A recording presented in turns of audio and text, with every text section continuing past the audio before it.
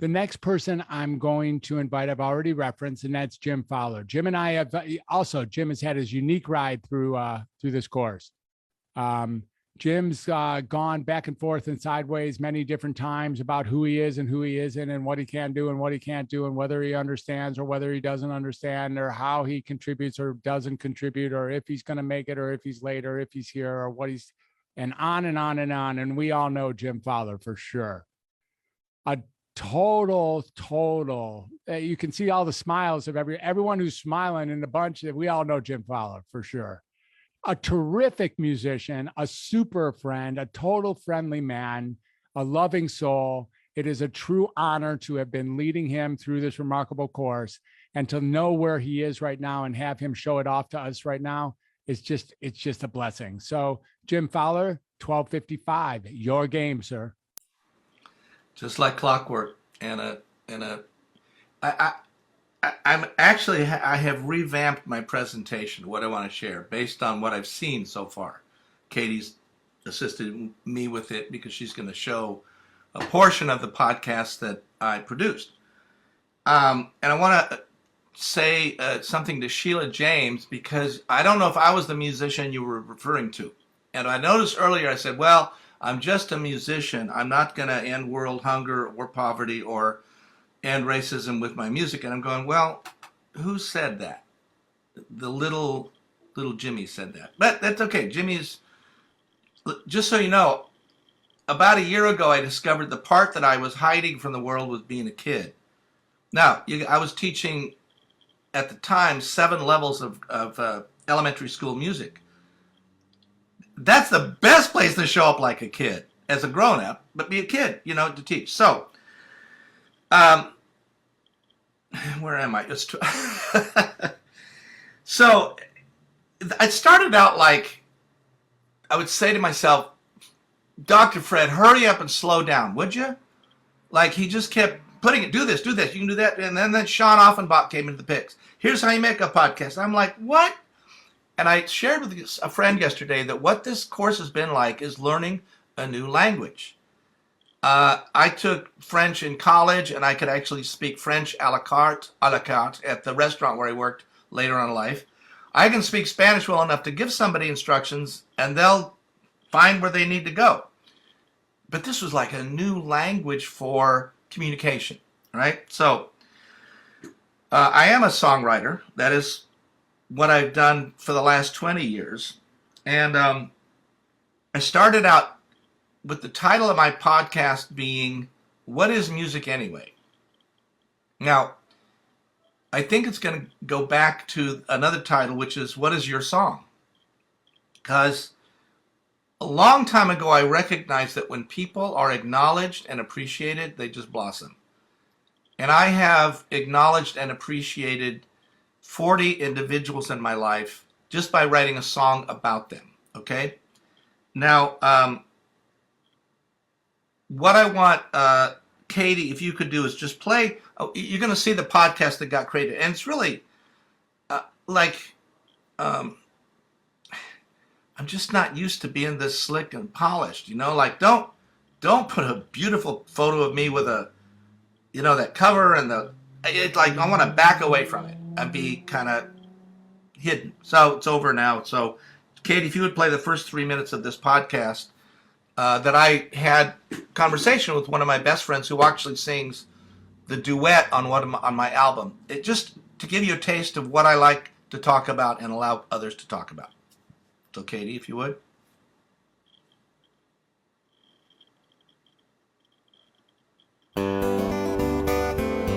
Good morning.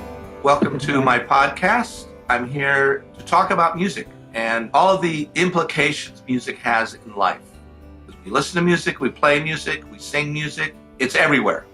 And a lot of music is what we hear, what comes in at us from YouTube or the radio, if you still listen to the radio, or your phonograph record, if you still listen to phonograph records. It's music that comes to us.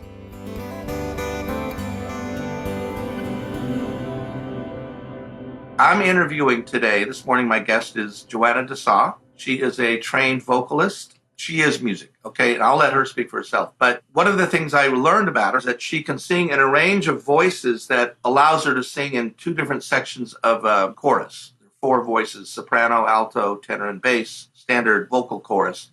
She can sing both alto and tenor range. Not only is it something that I think is remarkable because I sing the tenor range, but if you get to know her, and you will get to know her in this podcast, she's versatile. And she's fun, and she's a lot of fun to be with. So welcome, Joanna. Thank you for joining me on the podcast this morning. Thank you, Jim. I'm glad to be here. And wow, what a great introduction. Gosh, I don't know if I can live up to all that. We'll find out what the fans say, but I think you'll hear the same thing from them. And you were saying you recently performed a musical performance. I did. I recently moved to Florida, and I have become a member of the Master Chorale of South Florida. And we just completed a weekend of singing the Mozart Requiem, which was amazing. It was amazing. First of all, I love singing with an orchestra. It's such a sweet thing. So beautiful. We practiced all of these weeks and weeks and weeks with a piano player who's astounding. She's an amazing accompanist. But when you hear and sing the Requiem with a full orchestra, it's just crazy amazing. You rehearse with the pianist who can play the parts. Mm-hmm. What's different about having an orchestra? What do you hear or feel there that you don't feel or hear with the piano? Well, it's so interesting because both the director that I have now, Brett Carlin, and the director, my previous director for another choir at the choral project, Daniel Hughes, they're both very clear about their music, right? And they know about music. So they talk about, well, the instruments in this play this thing and they have this theme. And so we end up talking a lot about that. But until you hear the orchestra doing that, and then when they first play, it's just astounding. And Friday was my first performance in 20 months with a choir. I haven't sung since 2019, since COVID started. Because in the choral world, in the music world, COVID did a number, especially on choirs, because nobody could be together. You couldn't sing. I was singing in Zoom rooms for a year and a half. And I can tell you, Friday was like being let out of prison. So it was like, oh my God, I can't start crying here, but all I want to do is cry, but it was great. Great. Thank you, Katie. And so actually, Fred, I want to acknowledge you because 2 years ago, we're getting together to rehearse this once. I'm talented, but I can't sing duets by myself.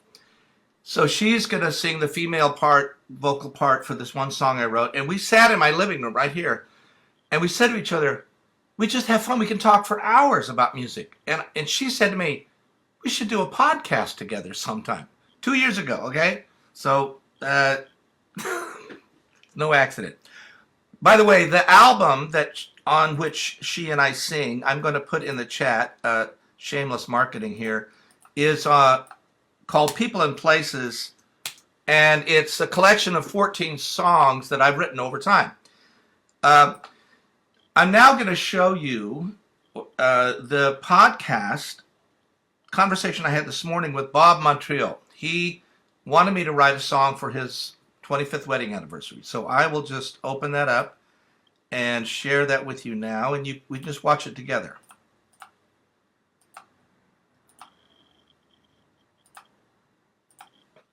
Bob Montreal has been a friend of mine for 25 years. We've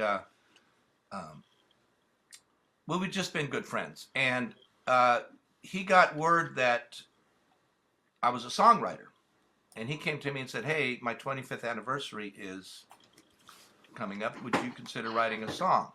So we co-wrote it. He would tell me stories about their relationship. His wife's name is Tony. And we put together this song. So I want to know what it was like for you to write the song or to be part of it. How was it for you, that process? Well, it was interesting, never having done that before. It felt kind of awkward to begin, but you led me through it with a bunch of questions. I remember going back and describing when I met Tony and some of the events through our life together. And let me see, it has now been 43 years, by the way. So I tell people that when I perform the song. is that right? Yeah. Well, there's a particular line, and we'll address that in the song about your first anniversary date. Oh yeah, I'll come to that in a minute. Please. Yeah. And what I have to set the audience up to hear that. Sorry. It's okay. Take care of it. Not a problem. No, I'm done. Well, we'll talk about that one line in the song because it really creates a context for how deep your relationship is, how deep your love is with Tony. Yeah. So tell me more about that, the process. So, so part of the interview, if you will, was me describing, like I said, how I met Tony and how our relationship developed, and in our early years together. And as part of that, as you just mentioned, one of the significant things, and you brought it up in the song, was I took Tony out to dinner on our first anniversary. I took her to a really nice Italian restaurant, and I'm all jazzed and, proud and everything. And during dinner, Tony, she tells me she wants a divorce. Can't imagine, but go ahead. Oh, man, you can imagine my jaw hitting the table, and I was just totally just taken back by the whole thing, and here it is. I'm so high and I'm so low, and it was just her nervousness. She's, Yes. It was Tony being Tony, okay, yeah. And it's one of the things that I just love about her. We're kind of yin and yang in a lot of ways. Yep. And I'm an engineer kind of guy, and she's an artist, and well, she's had a professional career as a finance person, but in her heart, she's an artist, and that's how she operates. Right. And so it took, it took me back. But as I said, that was 43 years ago or 42 years ago now.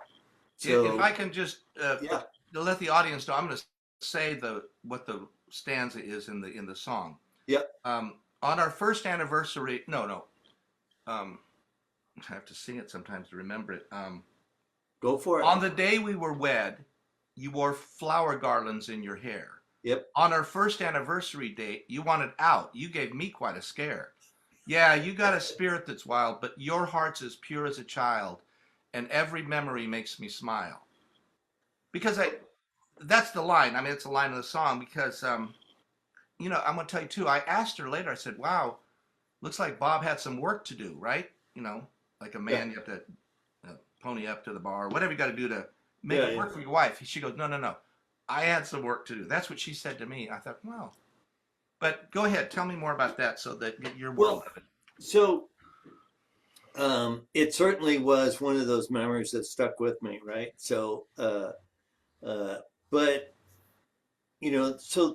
so we talked about, like our years together, okay? Mm-hmm. And then, and you brought up the flowers in her hair. I remember when we got married. Yeah. She had just this beautiful flower, and I may have even shown you the picture, our wedding picture. But she was, she was just gorgeous. Oh yeah. And but then you asked me also about, what it is about Tony, and you just, I think, spoke to one of the things that always comes up for me is her spirit.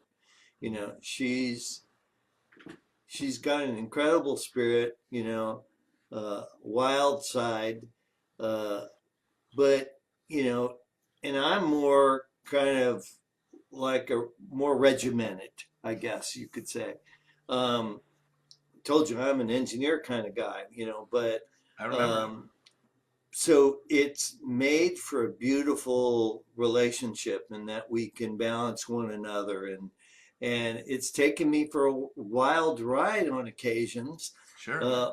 But that's why I love her so much. Okay, thank you for listening to that part of the conversation. Now, you understand when I wrote the song, I guess it's 43 minus 25, 18 years ago, we met for a few hours. All of that conversation is condensed into a 3-minute song that I want to share with you now. It's called You're the One. And for me, it expresses the love that a man can have for his partner, his wife, the woman in his life. And, or if it's not a man and a woman, what two lovers can have for each other, or two partners. So I'll play the music now and you can enjoy it. I'm going to do that. I'll open this up. Okay.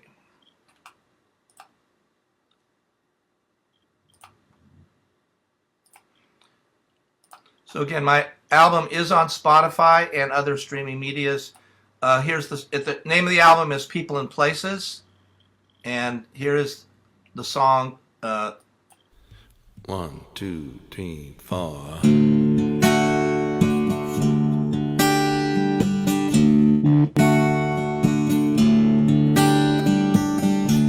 I couldn't ask for anything more than the time that I've had with you.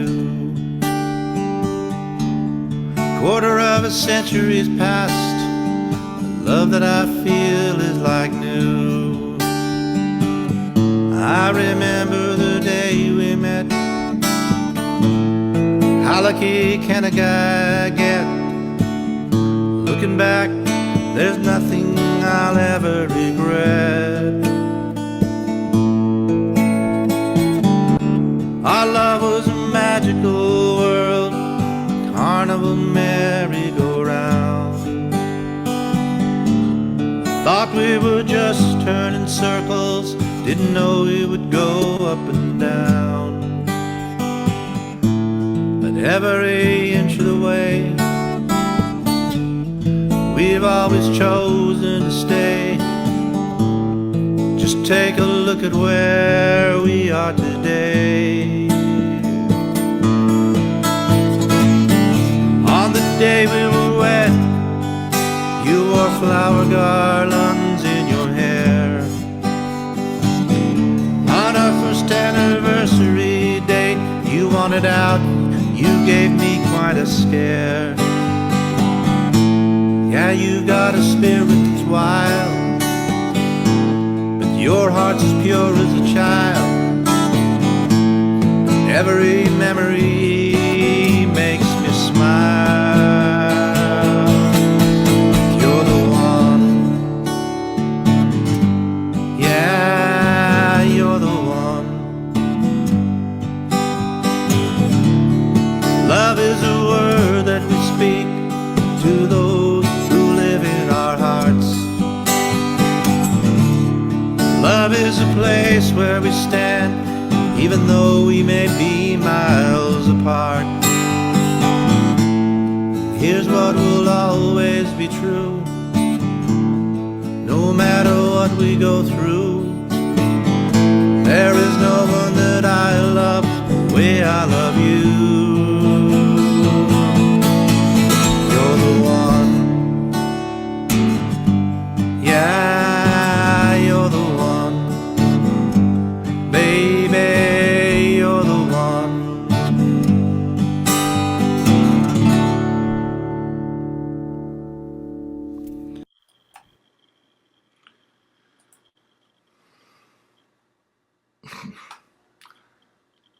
I don't know if I have much else to say than that. That's who I am. This is what I do, is giving everybody in the world a voice, a song. There's close to 8 billion people on the planet right now.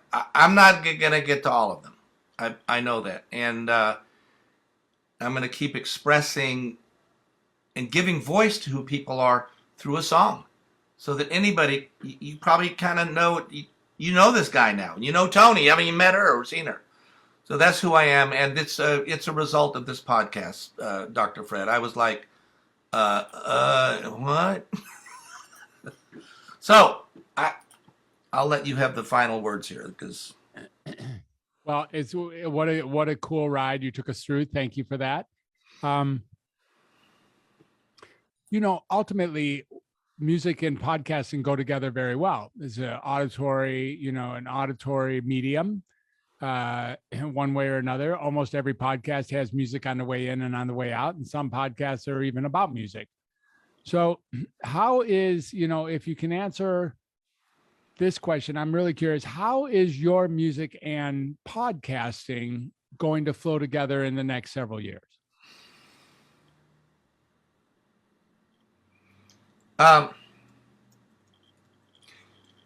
Well, here's what I see. There's a couple of people in the group that want songs. I mean, Lynn and Lynn, the two Lyns. I know that. I know. And you first suggested, whoa, that's way too much, way too soon, Dr. Fred. But I mean, I could compose introductions for people that represent their podcast, and it's only first 20 seconds or maybe a minute.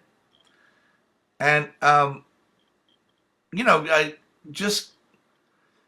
can do it by being with the podcaster. That's how I write.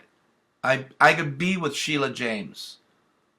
I could be with Patrice Conta Nelson? I hope I'm saying it right. Any one of you, Mark, Cindy, and listen to you long enough to write that piece of music that you'd be like, oh yeah, that's what I could do. Yeah, you could. I know, and I didn't know that. I don't want to go too fast on you, but yeah, well, you will, and it's okay. You widen the gap. You widen the freeway. Sorry about the freeway analogy, but you just create a gap, and that's what I think I could step into, and profit from it. Yeah. No more starving artist. No.